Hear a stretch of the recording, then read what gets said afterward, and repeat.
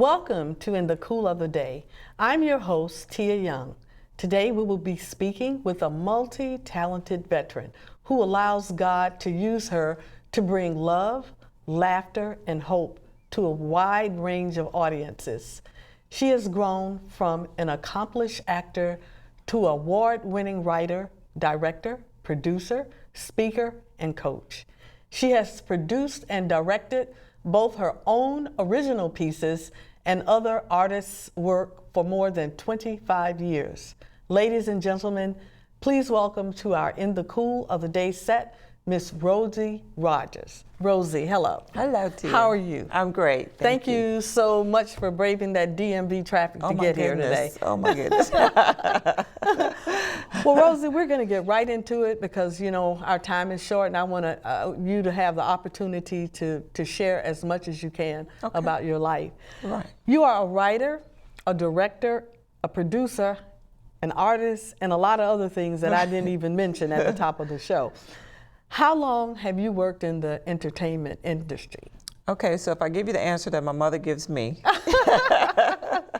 since I was about 3 years old, but Wow. she always tells the story of how they used to turn off the television and watch me because I enjoyed entertaining everybody and cutting up. So, but the official answers, I got started probably about 30 years ago now.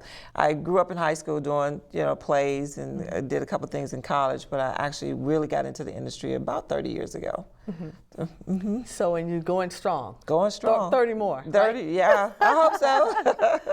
So how did you get started? So I got started doing Christian comedy, just stand-up comedy. I was in the military station at Fort Belvoir, and we were doing a talent show, an all-Army talent show, and they had a lot of great singers and dancers on the set, and I'm standing there amongst them thinking, okay, I don't sing and I don't dance either. So, I can sing in the background, but one of the producers of that show was saying we needed a bigger variety. So, I was there to do the lip sync and all those other things. And when he said that, I don't know, this idea just popped in my head. And I said, hey, how about I dress up like an old lady? It was a Black History show and tell stories about Black history. The idea went over well, better than I could have ever imagined. I sat on the stage with a bunch of little kids around me while I told them my versions. So were you using versions of just things that happened when you grew up, or? No, I was actually using versions of actual history just with a twist or a spin, and paralleling it to, instead of just telling that Martin Luther King had a dream, I told about the nightmare that he had first. So just made up stuff, so, and it came out very, very funny. The kids were laughing and having a great time. I happened to look up, open my eyes, and saw that the audience was laughing and having a great time. And then, amazing. Right, so then the cut up 3-year-old in me says, well, if you like that and you think that's funny, what about this? So do you still have footage of that? Or? I don't have any footage of that. Because back in that time, that was a long time ago. Wait, Tia, how long ago you think it was? You talking about back in those days. Well, that's really interesting. Well, Rosie, you are a Christian and a God-fearing woman. Yes. And there are a lot of people that would say, well, how can you blend your faith with the entertainment business, because that is just like walking on the wild side. What do you say to comments like that? Well, I know it seems a little contradictory, and I've always seen myself as not really a rebel, but as a trailblazer. So back in those days, in the 80s, when I started doing Christian comedy, of course, they didn't even think you were supposed to laugh in church. Right, that's true. That's so true. So you get that in church. I mean, yes. A lot of times it starts. That's where that pushback starts. Right, absolutely, in church, unfortunately. Yeah. So then it's just a matter of knowing who you are and then understanding the call of God for your life. And then from there, I had the analogy of, I believe Christian entertainment, just entertainment in general, originated with God, because he's the creator of all things. He likes laughter. He likes, the angels would sing for him. All of that is a part of who he is. And I believe that he put that same thing in us. So I believe that what happened is it started with God. And I see it as, we Christians had a ball and we were playing with it. The enemy came into our camp, stole our ball, took it from us, and now we're standing on the sidelines watching him play ball by his rule with what belonged to us in the beginning. So rather than standing on the sidelines watching him do it, and then he invites us to his entertainment camp, but he wants us to play by his rules. Well, instead of playing by his rules, my job is to take the ball away from him, bring it back to where it originally belongs, and do it the way God intended it to be. So entertainment was meant to have a message. It was meant to bring hope. It was meant to bring love. It was meant to bring peace. It was meant to bring all the things that belong to God. It just got tainted. Got perverted. When the enemy, when the enemy started playing with the ball, he tainted the whole game. So my job is taking it back. Well, when you are doing your job, taking it back, do you get pushback from the entertainment community as well, because they kind of resent what's happening here? There is a little bit. It's not as much as it used to be. It's actually becoming more acceptable now. That's good. Because the truth is coming out, and almost everybody is looking for just hope. Hope and love. So, and then the value of what we bring as Christian entertainers, and we can credit people like your Tyler Perrys and your T.D. Jakes, and the people that are making Christian movies now. They're bringing it to the forefront. So the other entertainment part of the entertainment industry, they got to wake up and realize, hey, people do want to see messages of hope. They do want to believe something. So now is not as much pushback as it used to be. Now there's not as many opportunities. That was my next question. What about the opportunities? Right. You have to almost create opportunities for yourself. You have to create the opportunities. And that's the part we have to realize. We can't just sit around and wait for somebody to open a door or give an opportunity. We have to be creative and create our own opportunities until other opportunities come. Now, the vision that you have for your business and for the work that you do, is this something that just you yourself, one day you just sat down and just wrote it all out? Or did God have anything at all to do with helping you form your vision? I wish I could take credit for it. There's no way I could take credit for it, because a lot of the things that God has had me to do, I couldn't even have imagined myself. It comes from the creativity that God gives me. It just comes from the things that, he says. He shows me things, and, I'm thinking, like, you want me to do what? You want me to do that? Nobody's done that. No, who? So it really just comes from him, and it comes through my relationship with him. I feel like God, there's times when he gives interviews, just similar to us sitting here talking now, he may wake me up and just want to talk, or want to download something, or show me something, or share something. And then it's up to me then to take that and, materialize it into what God is showing me the best that I can. And I don't know, he just has always helped me. People ask me now, how do you do the things you do? How do you do so many things? And I believe it all comes out of that one root of creativity and just listening to what God is telling me to do. Well, you said one word that really captured everything. You said relationship. You have a relationship. This relationship, is this something that goes back to when you were a child, or is this something that has come up, since you've been an adult? Wow. I don't want to say it's funny that you asked that, but it goes back to a child. It does. It goes back to a child. And I remember as a child, I used to sit in my room. I have two sisters that are much older than me. So in my mind, I grew up kind of as an only child. I had to entertain myself, me and my paper dolls and all my other toys. And the strange people I would bring home, be like, Mom, can she spend the night? Who is it? I don't know. What's your name? But it goes back to that. And I remember, and I can remember it vividly because God has taken me back in a vision and showed me some of those moments. But I would cut out dolls out of the Sears and Roebuck catalog. And I would glue them to something hard, cardboard, and I would create all these family of people and dolls, and writing scripts for them, not literally writing it, but just all these for. And my mom used to knock on my door sometimes, and say, "Hey, who do you have in there? It's just me in the room." So you'd have you're having conversations with these dolls, and they're talking to each other. And everything had to be perfect with them. So God has taken me back several times and showed me that those were the moments that he was speaking to me in those moments, you know. So now as a writer now and as an entertainment, I can look back and understand that it was there as a child.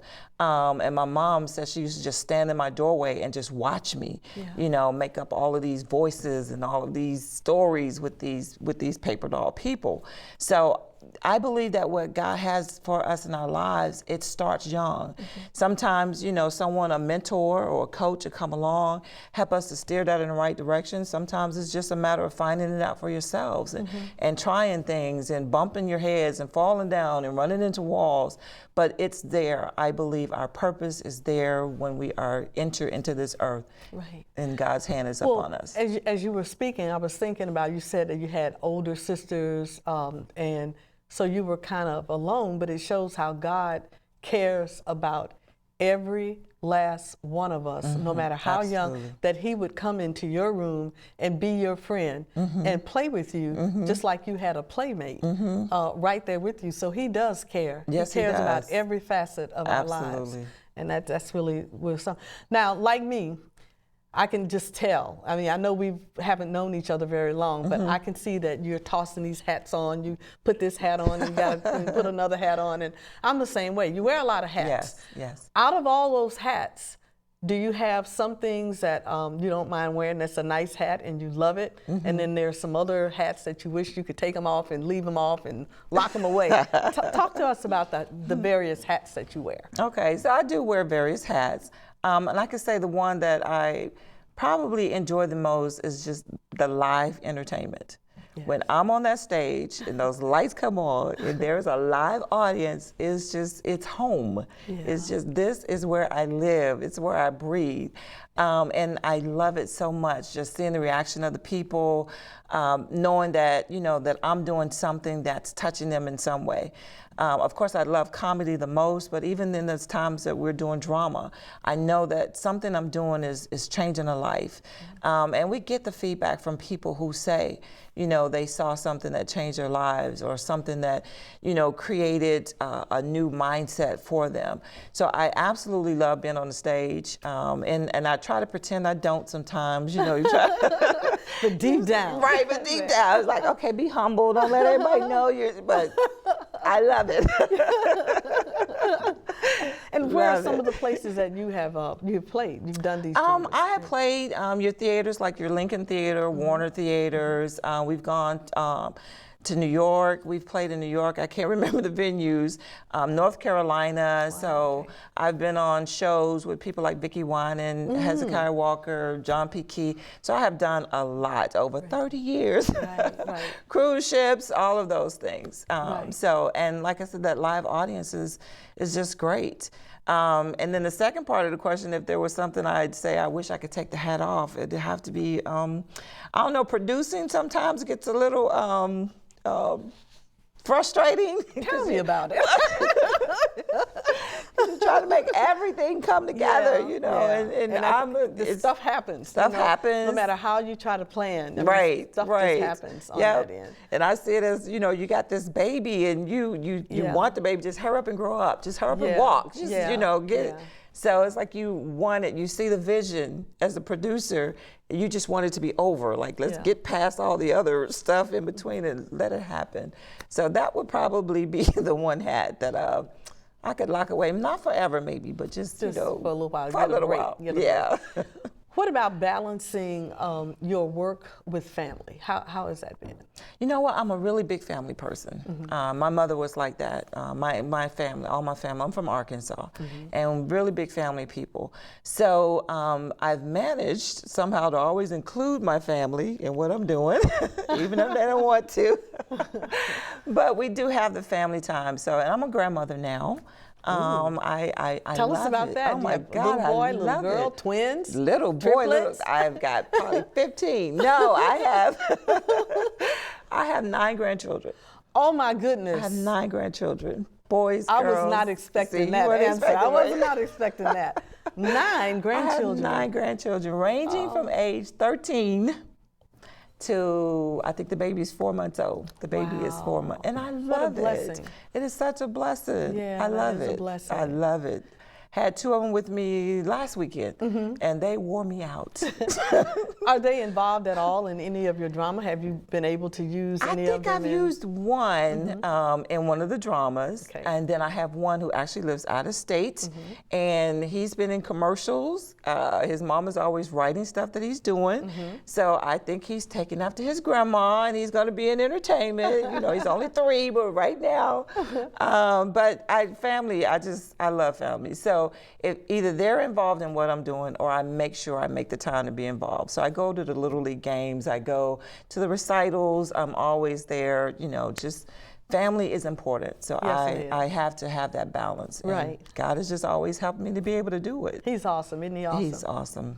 Well, Rosie, we are going to take a short station break, Okay. but we'll be right back after these special announcements. So don't touch that dial. When I look in the mirror, Do I like what I see? yes. I like my teeth and I like my tongue. I like my nose. I like my ears. And my eyes? And I like my face. Me gusta todo. I see a perfect reflection of me. And I wouldn't change a single thing. Because I am enough. When you're finished with your food or beverage cartons, toss it in the recycling bin. Because every carton is recyclable and can be turned into useful paper products. When the contents are gone, let the carton live on. Recycle your cartons.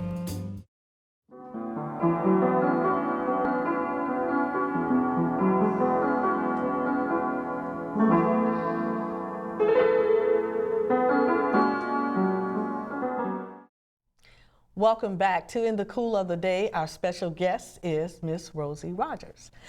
Rosie, I have a question.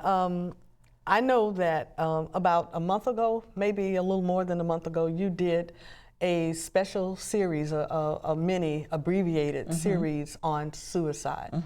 What are your plans? I know that's really close to your heart.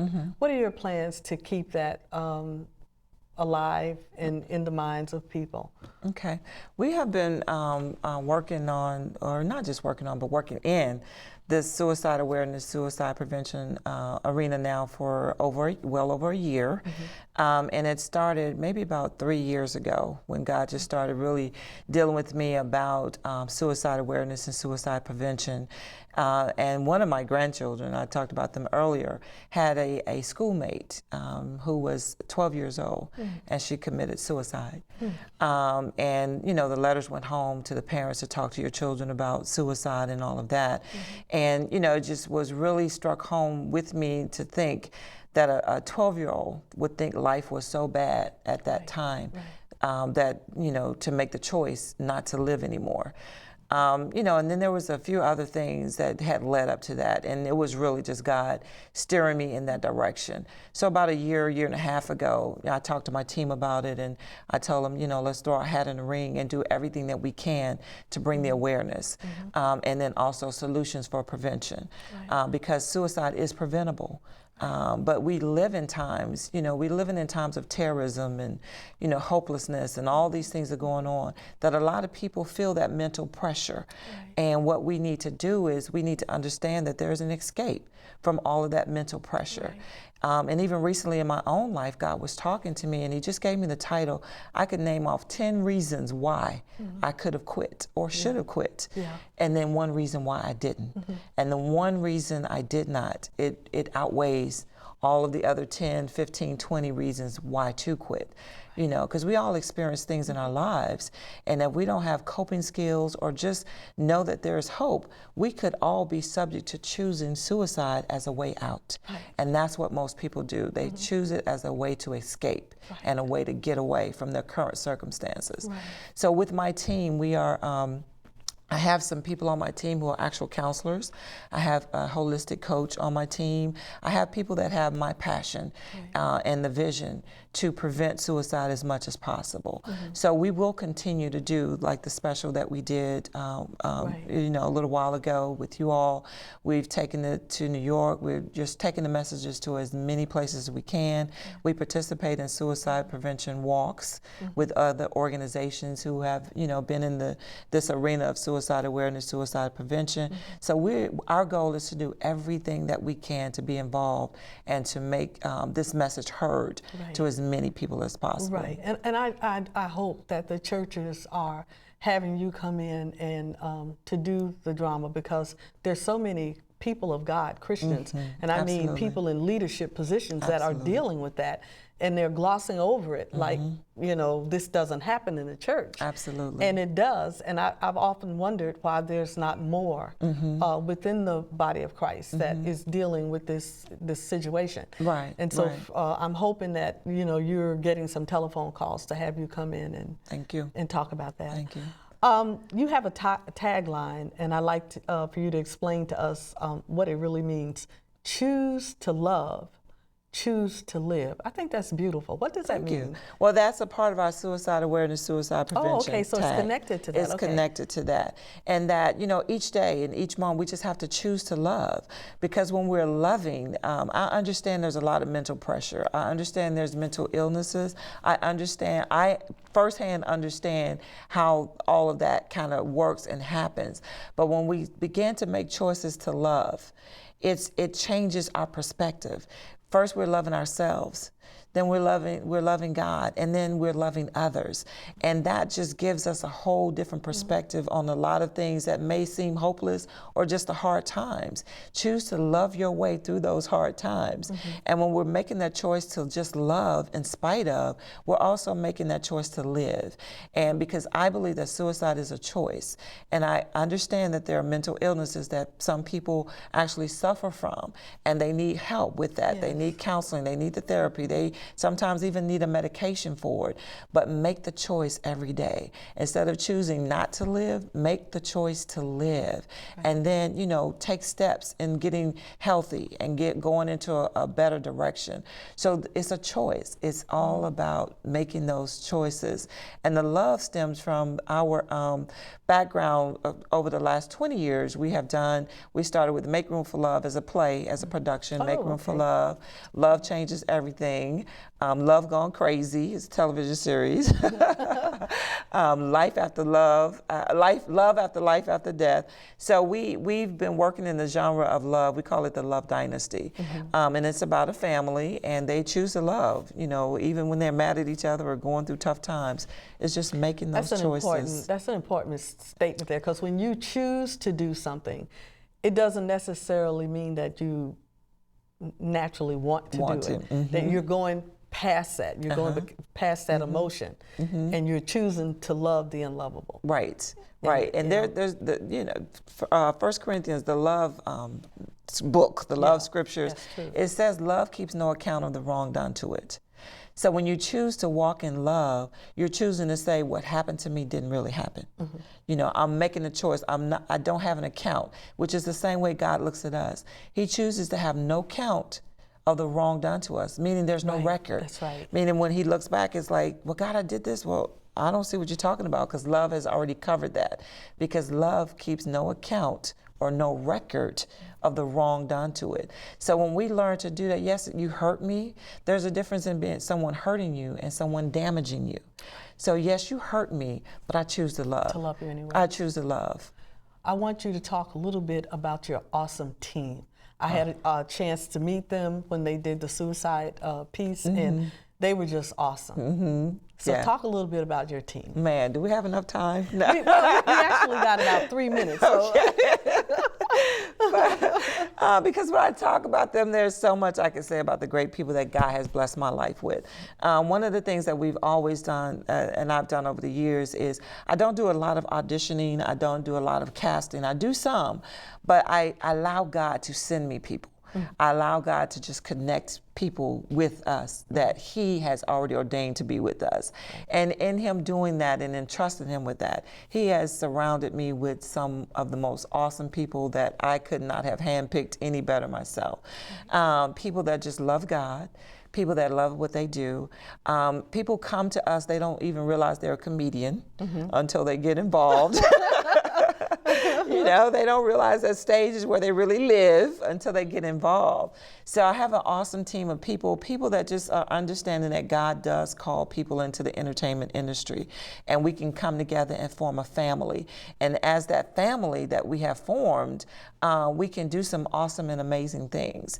And we are like a family. We spend more time bonding and becoming realistic family than we do actually in some of the rehearsals of learning lines and all the other things. True. Because we want, when we go out, we want to carry an aura of family, of love, and just bringing that message to the people. So Right. That's I good. have an That's awesome team. You do. You really do. Yeah, thank and you. I want to let the audience know that you are going to be doing 2 segments coming up real soon.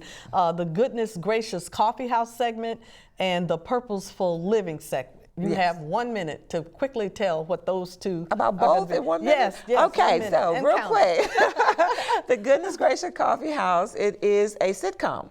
And in it, it surrounds an old lady, which is the character I started doing back in 1986, who really has messages. She's funny, she's hilarious. She gets away with saying anything because she's too old for anybody to do anything to her. And she's feisty enough to fight back. So it is a sitcom. It's hilarious. We've done it for years. We're award-winning. So looking forward to that so much of bringing a sitcom. And then the Purposeful Living is me and my team. It's a talk show format, but just giving helpful hints, tips, just lifestyle things, that holistic coaching, goals, strategies on the team, and just and a physical trainer. I was going to say therapist, but he's not there. He's a trainer. He's an actual trainer. Yes, he's an actual trainer. All those people are going to be on the team, and we just want to help change lives. All right. I'm excited. I'm really excited. Good, thank you. Rosie, I want to thank you so much for joining us today. I know you're busy, and for you to take time to come and be with us today, I really appreciate it. Thank you so much. I'm glad to be here. Thank you. Thank you. Well, our time is up, and we hope that you have enjoyed today's segment with our guest, Miss Rosie Rogers. Be sure to tune in next week to see Rosie's new segment, Goodness Gracious Coffee House. It is hilarious and has a special message just for you. Thank you so much for watching In the Cool of the Day, and we'll see you real soon. Bye-bye.